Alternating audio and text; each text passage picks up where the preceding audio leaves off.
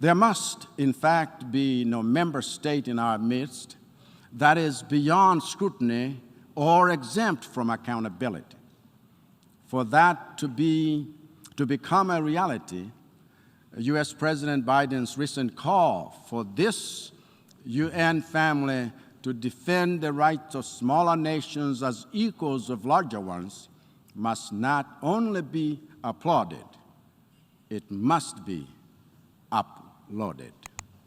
As African member states, we do not wish to gather here next year with no progress made on the African Union's Zuluan consensus, which demands that 2 permanent seats with veto power and 5 non-permanent seats must go to Africa. So, following the strong signal of support from the U.S. government, we expect to see this matter on its way to the United Nations Security Council to be tabled, to be heard, and to be settled. That is the UN we want. That is the UN the world needs. A reformed UN that practices the equality and democracy it preaches. A reformed UN that is not constantly polarized by nuclear power, stuck in Cold War mindsets. A reformed UN that uses its multilateral muscle to give equal attention to the interlocking issues of public health, food security, insecurity, climate change, and conflict, regardless of where they emerge or who they affect. A reformed UN that gives equal weight to all its members who give it meaning, not just those who give it money. Because we are one humanity facing the same storm in the same boat. Today, not only do smaller nations and younger democracies like Malawi still feel left behind, but feel much farther behind than before. For instance, we all know that climate change is a global problem that will never be solved unless all nations solve it together. Yet months after Malawi and its SDG gains were set backwards by 2 tropical storms in quick succession, we have been left behind. We all know that pandemics are a global problem that will never be solved unless all nations solve it together. Yet in the rollout of vaccines and application of travel restriction, we have been left behind.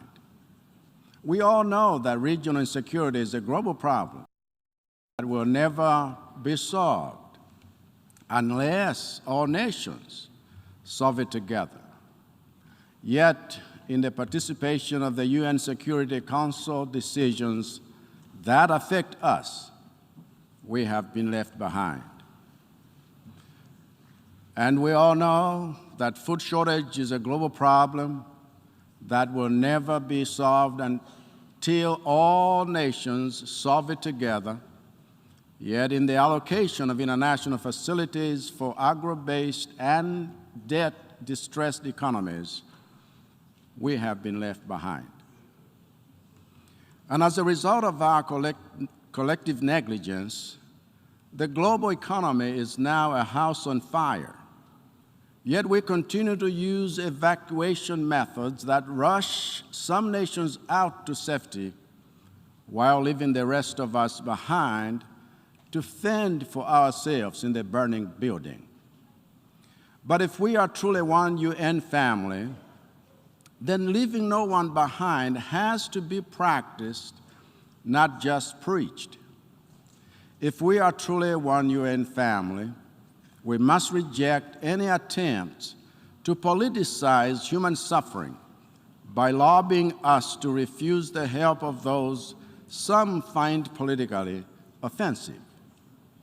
If we are truly one UN family, we must get out of political posturing and welcome more helping hands in resolving the problems the permanent UN Security Council members have sometimes created and which they have failed to solve alone, namely the failure to stop environmental degradation, the failure to prevent unjust wars, the failure to lift unsustainable debt burdens, the failure to prevent food insecurity, and the failure to contain pandemics. One problem in desperate need of a solution for the most vulnerable LDCs is the unsustainable debt levels and distress they bear. It is not for nothing that the scriptures, which are regarded as sacred to more than half the world, describe unsustainable debt as a form of slavery. And as leaders of generations past work together to end old forms of slavery, we too must work together to end this new form. Recently, the managing director of the International Monetary Fund called on the world's major lenders to show leadership by relieving vulnerable countries of the debts that are shackling them, because even loans that were given and received in good faith have become unsustainable in the recent and current climate relentless of unforeseen external shocks. So I join her in reiterating that call, and I commend the People's Republic of China for leading by example, by fulfilling the pledge it made at last year's Forum of China-Africa Cooperation, FOCAC, to forgive interest-free loans owned by 17 African countries.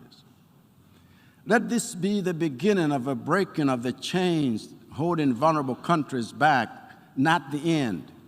Because when we say that we are leaving no one behind, this is one way to put our money where our mouth is.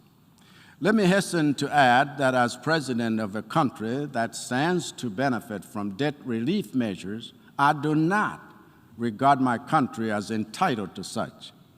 And I am in fact fully committed to be held accountable for the responsible use of these life jackets.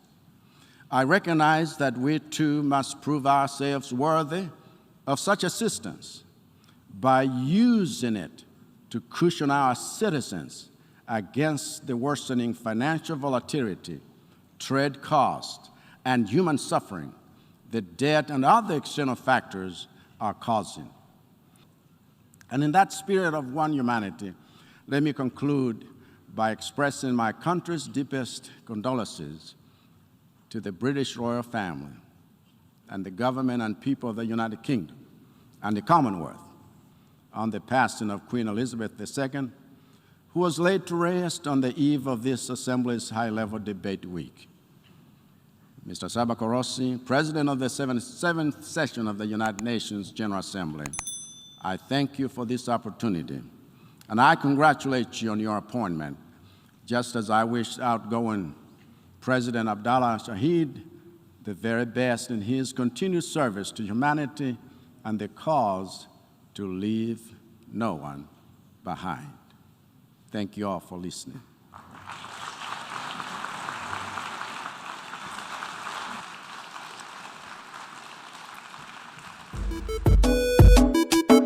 I'm a king, yes, I'm a king, I think